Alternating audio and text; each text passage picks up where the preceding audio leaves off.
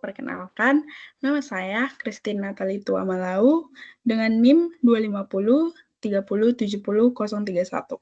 Di sini saya akan membahas biografi kehidupan Franz Boas.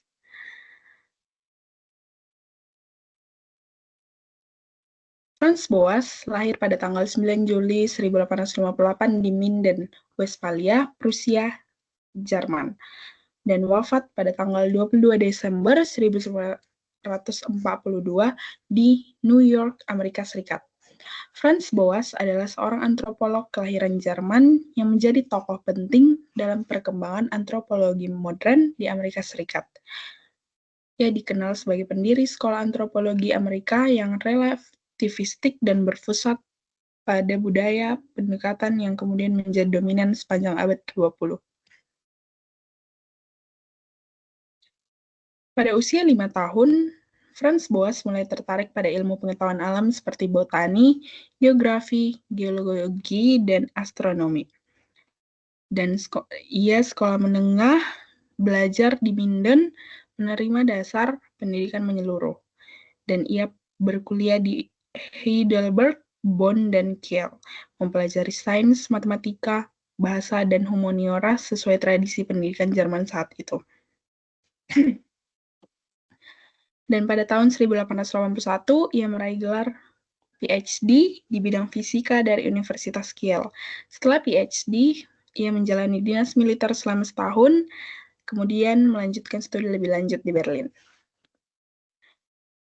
Pekerjaan dan karir Franz Boas, yang pertama, ia memulai pekerjaan pertamanya di Amerika, di Clark University, Worcester, Massachusetts. Setelah itu, ia bekerja di Field Museum Chicago, lalu pindah ke Museum Sejarah Alam Amerika di New York, lalu mulai mengajar di Columbia University, kemudian menjadi profesor antropologi pertama di Columbia, menjabat selama 37 tahun. Dan pada Perang Dunia Pertama, ia menentang keterlibatan Amerika, membuat posisinya di universitas terancam sesaat. Dan ia merasa kurang dihargai oleh Presiden Universitas Nicholas Murray Butler. Lalu pada tahun 1929 terjadi rekonsiliasi antara Boas dan pihak universitas. Boas dihormati dalam upacara ulang tahun ke-175 Columbia University, menerima gelar kehormatan dari Columbia.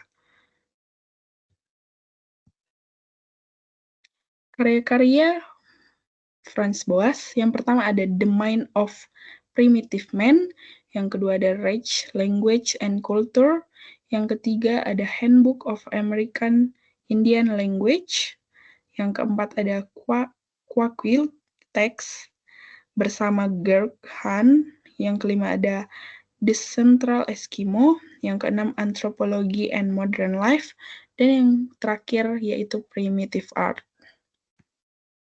Kontribusi ilmunya yaitu ia pernah menentang rasisme ilmiah, mengembangkan konsep relativisme budaya, metode penelitian lapangan yang sistematis, membangun departemen antropologi modern, mengembangkan antropologi sebagai ilmu multidisipliner, dan yang terakhir yaitu ia memperjuangkan etika dalam ilmu sosial.